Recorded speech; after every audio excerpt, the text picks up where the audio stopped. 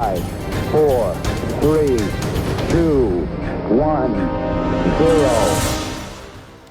Merry Christmas and Happy New Year. What is Jesus' message for us today as Christians living in the new year 2025? What is he saying to the church, whether it be in our diocese, in our state, in our country, or around the world, today as we enter into this new year? Well, Jesus says a lot of things to us individually as Christians, as people, period.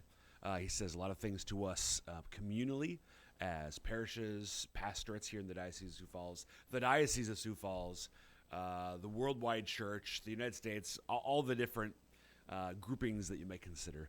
Jesus has a lot of things to say to us. But there's one area, one place in particular that is, fascinating to consider, where we can find Jesus' message to the church today, and that is in one of the most mysterious books, if not the most mysterious book of the Bible, the book of Revelation, the final book in the Bible. In the opening chapters, specifically chapters 2 and 3 of the book of Revelation, we find 7 messages from Jesus through the Apostle John sent to 7 churches in what is today Western Turkey. What was then, in the late 1st century AD, the province of the Roman Empire called Asia Minor. In these 7 messages to the 7 churches of Asia Minor, we find Jesus's words. Again, words that meant something to the people in those 7 churches, but also meant something to all the Christians living at that time, and which continue to mean something to us living as Christians today in this new year. What are those messages? What do they mean, and what do they matter? That's what we're going to be talking about today on Ignition. Welcome to the show. I'm your host, Dr. Chris Bergwald, and we want to set your faith ablaze so that you might live the adventure that comes from a relationship with Jesus Christ.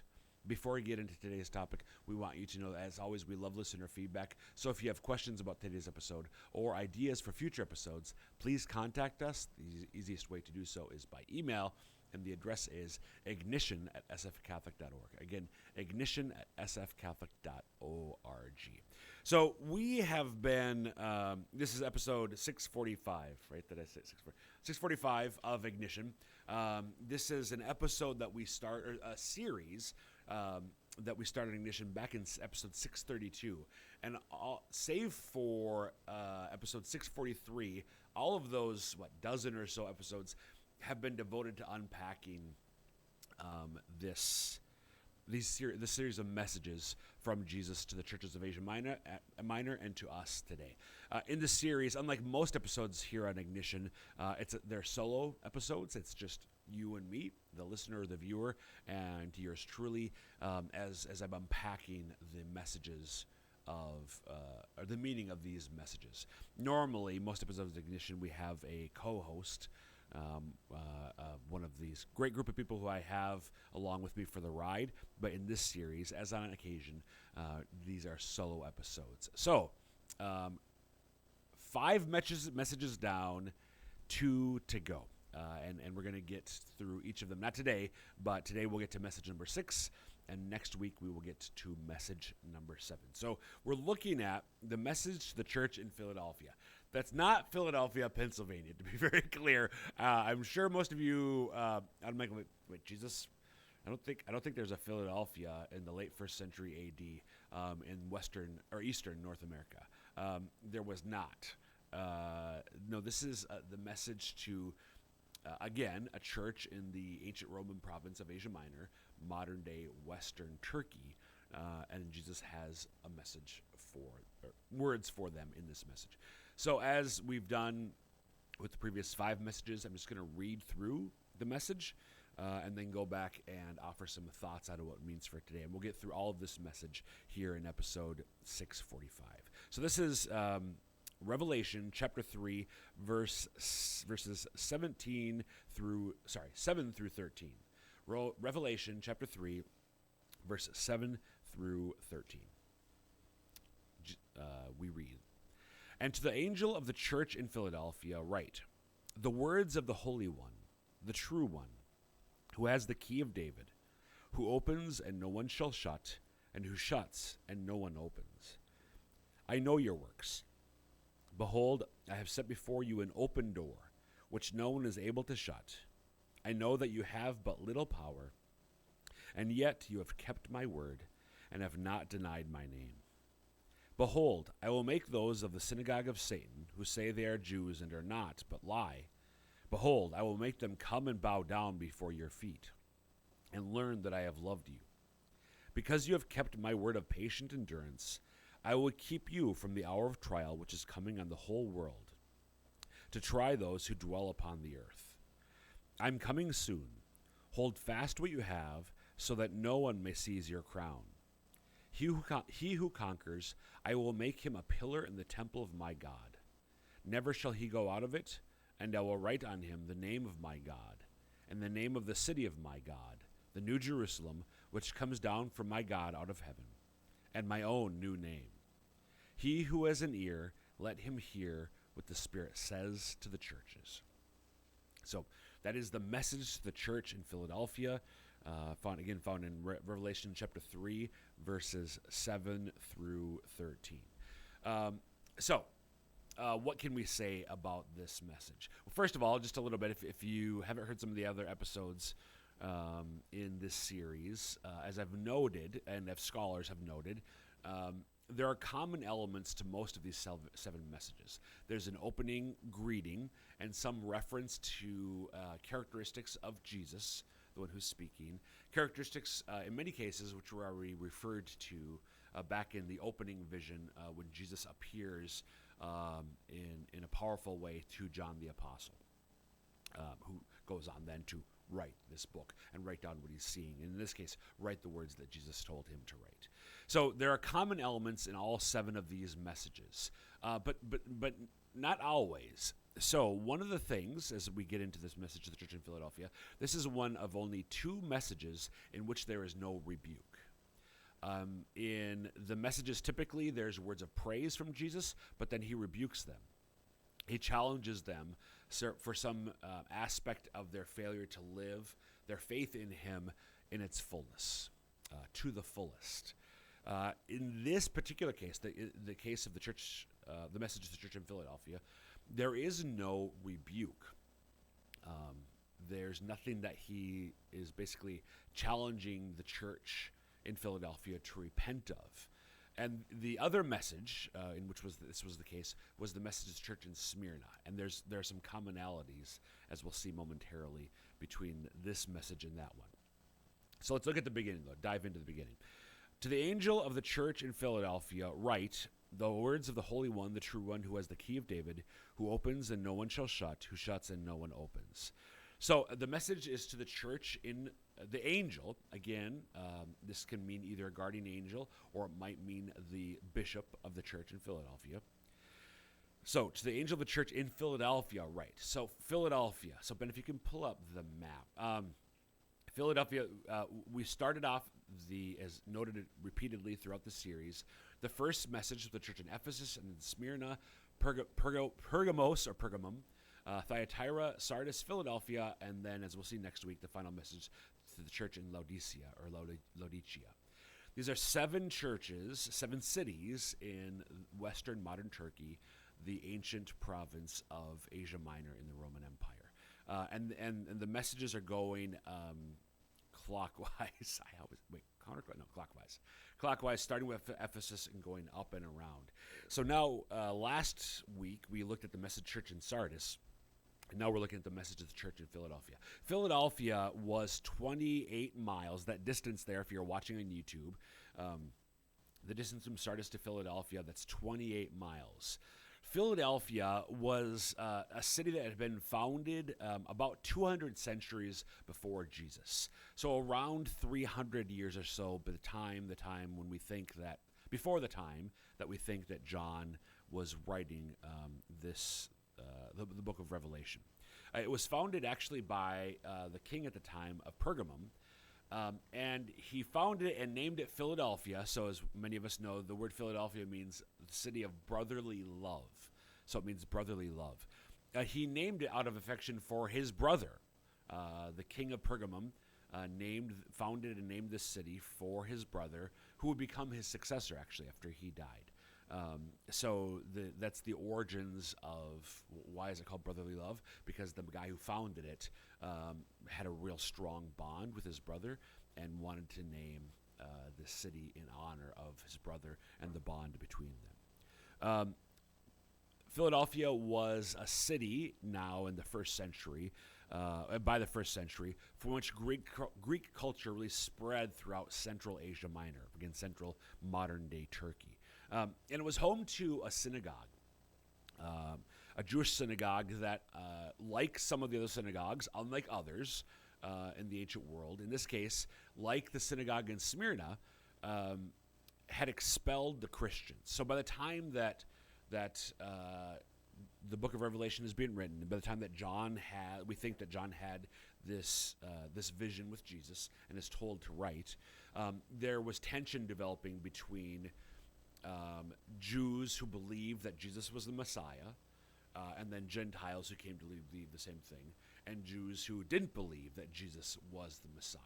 And in many places, like Smyrna and like Philadelphia, this tension boiled over to the point that Jews who didn't believe that Jesus was the Messiah threw the other Jews, the Christian Jews, and Gentiles along with them, threw them out of the synagogue.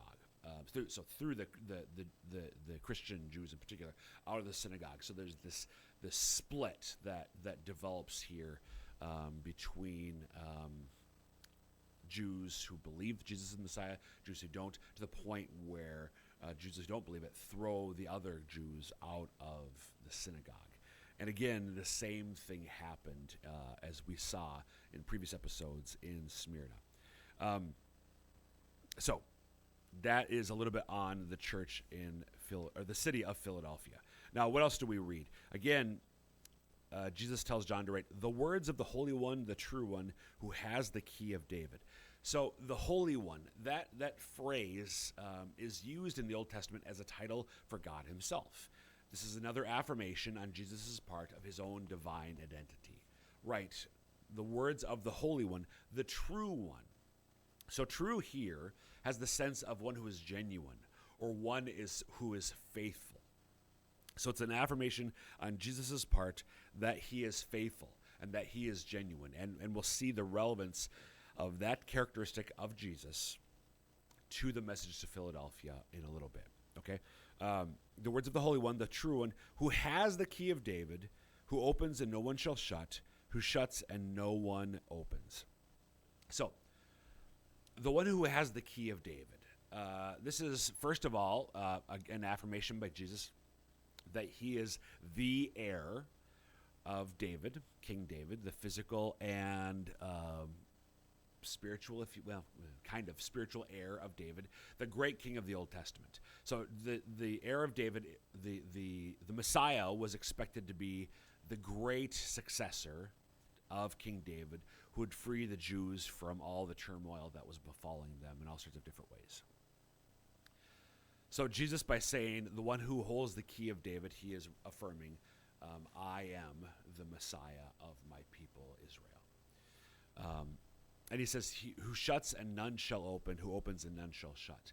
So this idea of the key of David goes back earlier in the Bible to Matthew 16, where Jesus gives the keys of the kingdom to Peter.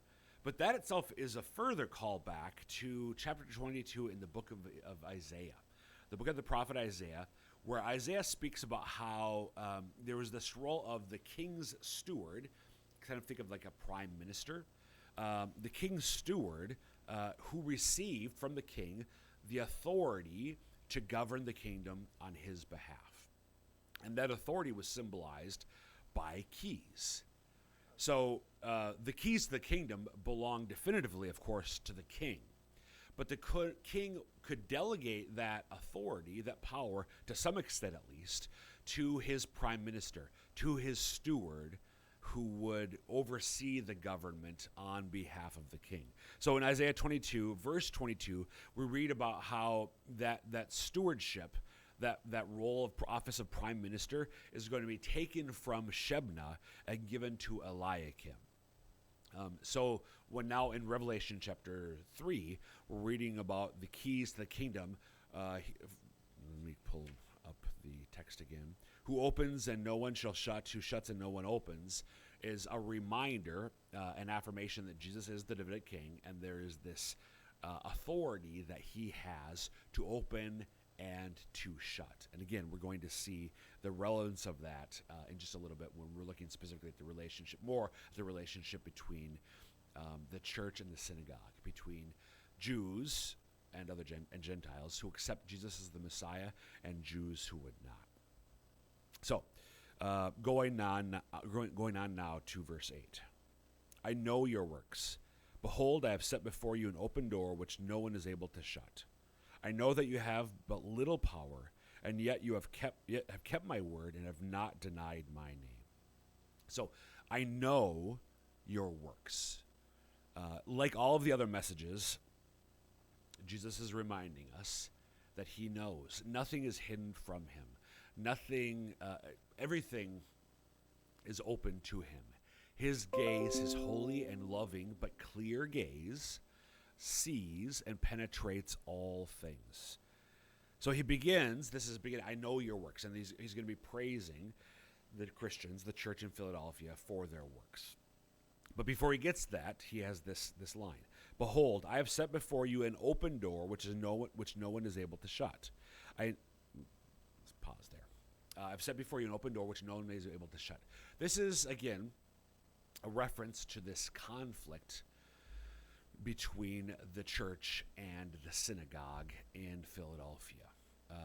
What the Jews of the synagogue have sought to do is exclude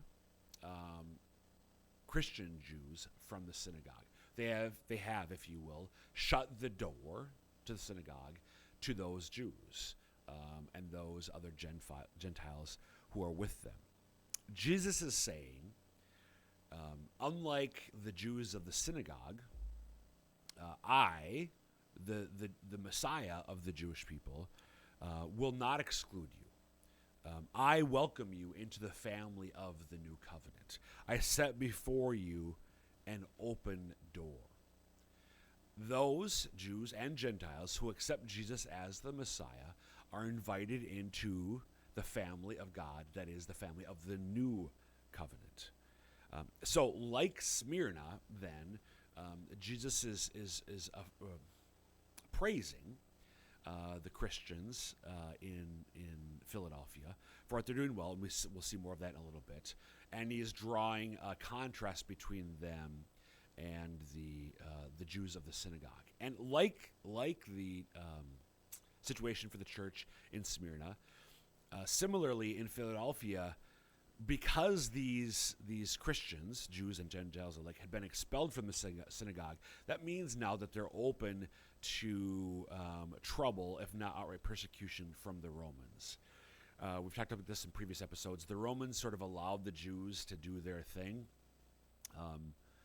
But when there's a group of Jews who are expelled and the Jews of the synagogue say they're not Jewish, then the Romans are going to be highly suspicious of, if not persecuting, towards that group of people. So, in this case, towards the Christians.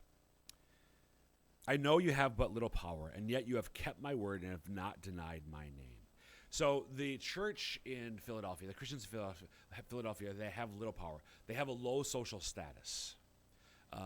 They have little agency. They have little ability to determine their destiny when it comes to earthly or temporal affairs within the city of Philadelphia. And yet, they have kept Jesus' word. They have not denied his name.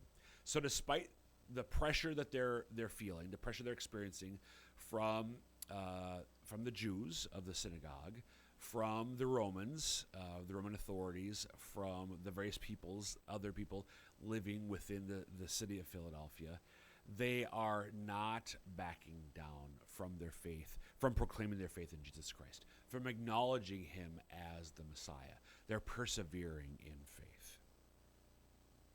So now verse 9. In light of that, behold, I will make those of the synagogue of Satan who say they are Jews and are not, but lie. Behold, I will make them come and bow down before your feet and learn that I have loved you.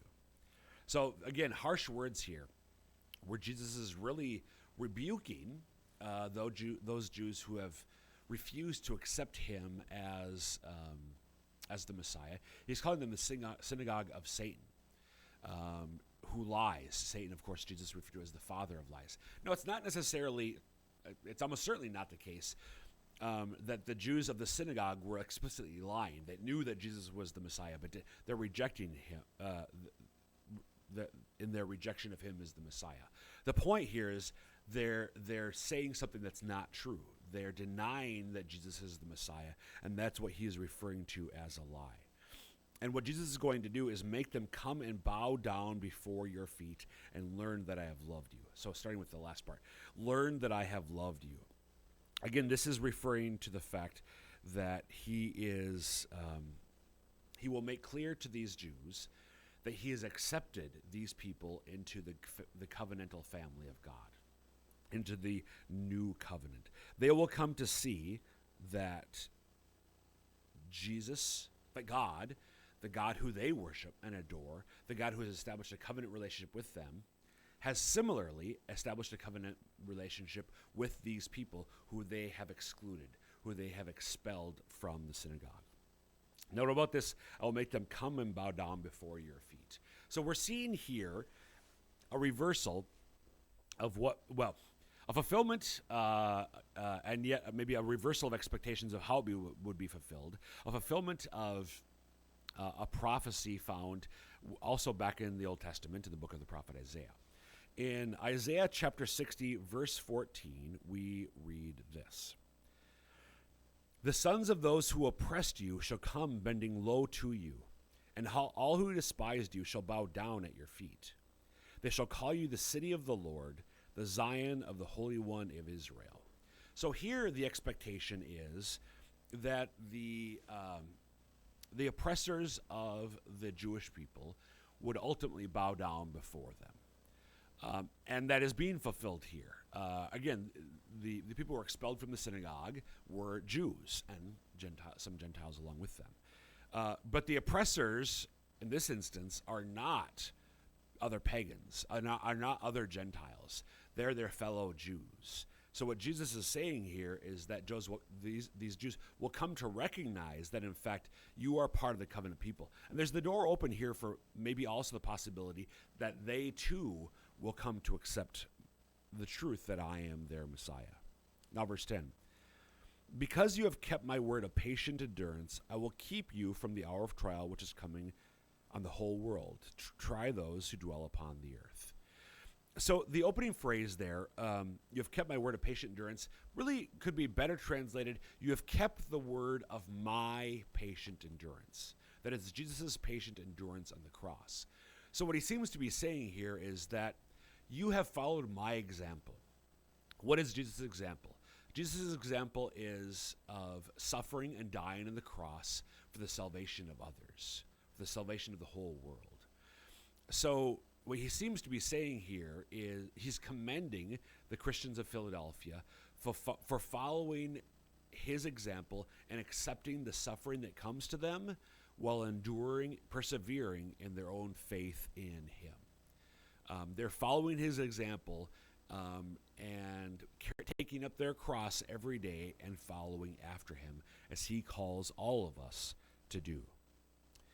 He goes on to say, I will keep you from the hour of trial which is coming in the whole world. This is most likely referring to one of the first major persecutions which the church experienced under the Emperor Domitian at the end of the first century.